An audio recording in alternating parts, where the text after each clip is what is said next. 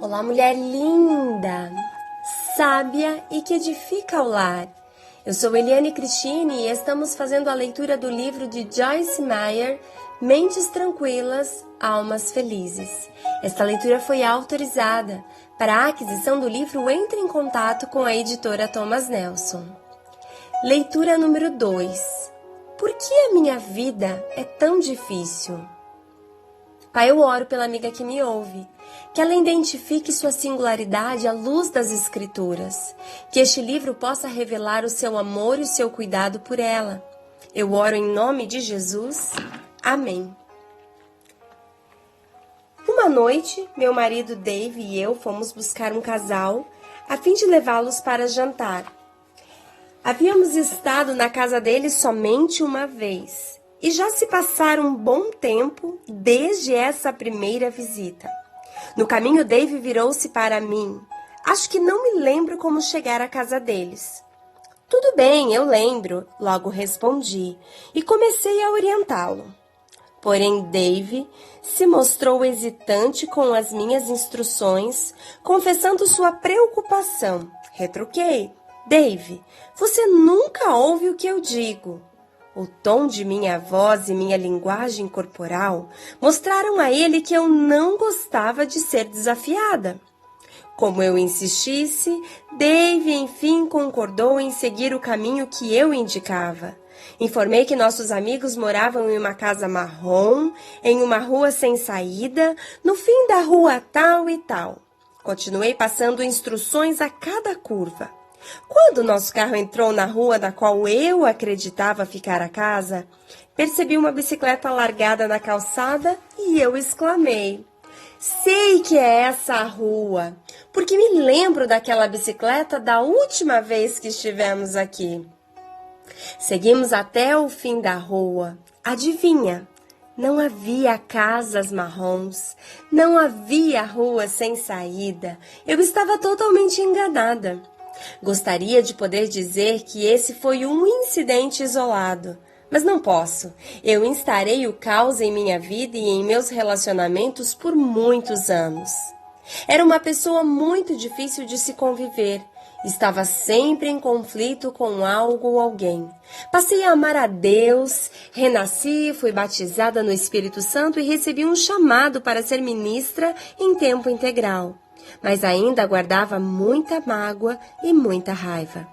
Cresci em um lar bastante violento e raivoso e toda a minha infância foi marcada por medo, embaraço e vergonha. Meu pai abusou de mim de vários modos: sexual, física, verbal e emocionalmente, desde que eu tinha 3 anos até eu sair de casa aos 18 anos. Ele nunca me tomou à força, mas me forçou a fingir que eu gostava do que ele estava fazendo. Ele usava de força e intimidação para controlar tanto a mim quanto aos outros membros da família. Quando fiz 18 anos, deixei a casa dos meus pais enquanto meu pai estava no trabalho. Pouco tempo depois, casei-me com o primeiro jovem que demonstrou algum interesse por mim. Meu primeiro marido era manipulador, ladrão e trapaceiro, e estava sempre desempregado. Ele me abandonou na Califórnia com nada mais do que 5 centavos e uma caixa de papelão com garrafas de refrigerante. O abuso, a violência, as mentiras e a manipulação que eu tive que suportar deixaram-me fora de controle. Mas é claro, não podia admitir isso. Nem podia admitir a intensa raiva que sentia. Encarava a vida e as pessoas com amargura. Tinha raiva dos que levavam suas vidas felizes e que não tinham passado pela dor que eu enfrentara. Não sabia como receber o amor, as graças e a misericórdia de Deus ou de qualquer outra pessoa. Mesmo após casar-me com Dave, continuei a fazer tudo o que podia para controlar as pessoas e as circunstâncias de minha vida para que eu nunca mais voltasse a ser magoada tão profundamente. É claro que isso não funcionou muito bem. Todos os meus relacionamentos eram exaustivos e estressantes e eu não conseguia compreender o porquê. Tampouco compreendia por que meu ministério não estava crescendo, nem sendo abençoado, apesar de todos os esforços e orações de minha parte e de Dave. Mas comecei a crescer no meu relacionamento com o Senhor e Ele começou a operar em minha vida. Ao estudar Sua palavra e todas as Suas promessas sobre paz, eu vim a desejar isso para a minha vida. E o Espírito Santo começou a mostrar-me que a discórdia era a causa de meus problemas. Aprendi a reconhecê-la e a resistir a ela. Agora encaro a discórdia como uma perigosa rival que causará destruição se a deixar sem controle. Assim como eu, muitas estão vivenciando a devastação causada pela discórdia, mas sem reconhecê-la como a raiz de seus problemas. Colocam a culpa nos outros ou em Satanás, mas não se dão conta de que tem o poder de dizer sim ou não à discórdia. Em vez de manter os conflitos afastados, abrem a porta para cada um deles e depois se questionam por que suas vidas são tão difíceis. Aprendendo a reconhecer a discórdia. O dicionário define discórdia como luta, conflito acalorado e com frequência violento. Disputa amarga, uma batalha entre rivais ou dissensão. Outras palavras usadas para descrever o termo são querela, rivalidade, bate-boca, alteração, discussão, provocação e litígio. Eu defino discórdia tanto como um desentendimento acalorado, implicante e combativo, como uma tendência raivosa. A Bíblia tem muito a dizer sobre discórdia e disputas em geral, que são na verdade a mesma coisa. E aponta a discórdia como fonte de muitos outros tipos de problema.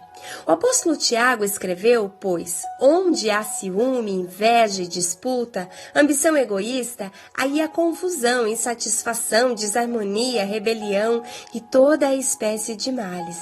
Tiago capítulo 3, versos 16. Também podemos ler em Hebreus, capítulo 12, versos 14 e 15, esforce-se para viver em paz com todos e para serem santos. Sem santidade ninguém jamais verá o Senhor. Cuidem um dos outros para que ninguém se exclua da graça de Deus, seu favor imerecido e bênção espiritual. Que nenhuma raiz de amargura, rancor ou ódio brote e cause perturbação, contaminando muitos. Tem vários detalhes aqui dos versículos que têm explicações de palavras da autora. E nós vamos ler assim todo este livro da Joyce Meyer. A discórdia leva ao ressentimento, ao rancor, à amargura ou ao ódio. Se não a confrontarmos, ela destrói e devasta. Causa problemas e traz tormentas aos membros e à liderança da igreja, criando obstáculos para o trabalho de Deus e contagiando o povo. Se uma praga mortal se abatesse sobre uma casa, o departamento de saúde a colocaria em quarentena. Qualquer semelhança é mera coincidência. Avisos públicos alertariam sobre os perigos daquela casa. A ninguém seria permitido aproximar-se ou entrar ali, pelo risco de contaminação e também de violação. Temos que ser vigilantes da mesma forma em se tratando de eliminar a discórdia. Eis porque é tão importante aprender a identificar os sintomas da discórdia, incluindo orgulho ou postura defensiva, amargura, ódio, julgamento e crítica, trapaça e mentiras, raiva, rebelião, inquietação, medo e negatividade. Sempre que nos entregamos a qualquer um desses sentimentos, abrimos a porta para a discórdia e convidamos a destruição a entrar. A discórdia mata, ela mata a cura, as bênçãos e a prosperidade, a paz e a alegria. A discórdia não é só um problema entre pessoas, é frequentemente um problema interno de uma pessoa. O que se passa em seu interior? Sua atmosfera interna é pacífica ou tensa? A discórdia pode afetar suas atitudes em primeiro lugar. Uma vez ouvi por acaso uma mulher reclamando do serviço postal e da agência dos Correios. Após ouvi-la falar sobre entregas atrasadas, pacotes extraviados e do custo da postagem, eu pensei, a raiva dessa mulher roubou-lhe a paz e a alegria. Enquanto ela estivesse tão irritada com os Correios, jamais teria prazer em ir a uma agência. Só falar sobre isso já deixava irritada. Damos acesso à discórdia muitas vezes em questões menores, algo que realmente não faz muita diferença. Por exemplo, uma amiga faz um comentário passageiro sobre o nosso novo corte de cabelo, observando que preferiu o anterior e nos sentimos ofendidas com isso. Porém, em vez de conversar sobre isso com uma amiga e ficar em paz, ou estender a graça, preferimos repetir e repetir as palavras em nossa cabeça, alimentando nossa raiva e desse modo permitindo que a discórdia entre em nossas vidas. Continuamos a nos submeter à discórdia e quando nos dermos conta, estaremos constantemente raivosos. A discórdia geralmente chega em nossa vida por meio de uma pessoa, mas nem sempre é assim.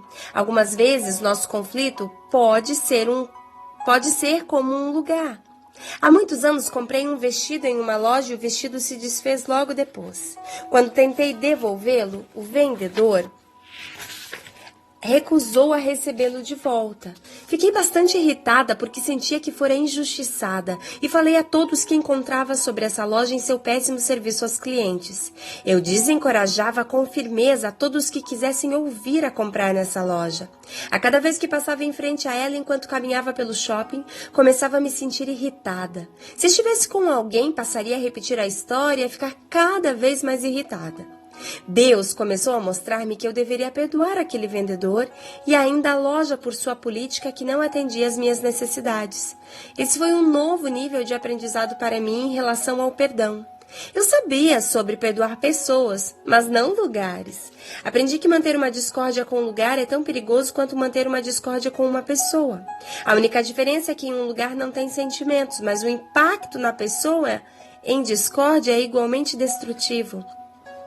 Se falharmos em reconhecermos e resistir à discórdia, ela envenena nossas atitudes e começa a afetar negativamente todos os nossos relacionamentos, na escola, no trabalho, no lar e na igreja. E o que é pior, frequentemente nem fazemos ideia de como o problema começou ou o que fazer em relação a ele.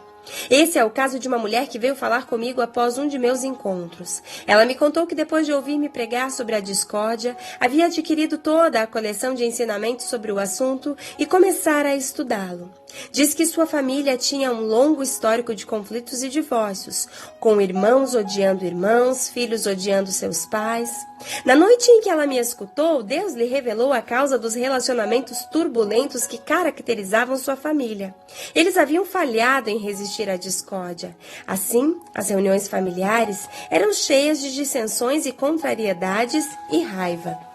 Ela me confidenciou que não queria seguir vivendo em um estado de conflito, por isso havia escutado a série em fita cassete aprendendo a reconhecer a discórdia e a resistir a ela. Com o passar do tempo, sua vida e seus relacionamentos tornaram-se mais pacíficos.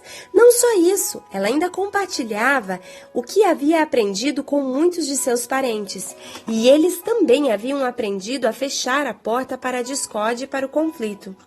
Um a um, muitos deles libertaram-se porque aprenderam a verdade sobre a natureza destrutiva da discórdia. Jesus disse: se vocês permanecerem firmes na minha palavra, verdadeiramente serão meus discípulos e conhecerão a verdade, e a verdade vos libertará. João, capítulo 8, do versos 31 ao versos 32. Uau! Glória a Deus! E conhecereis a verdade, e a verdade vos libertará.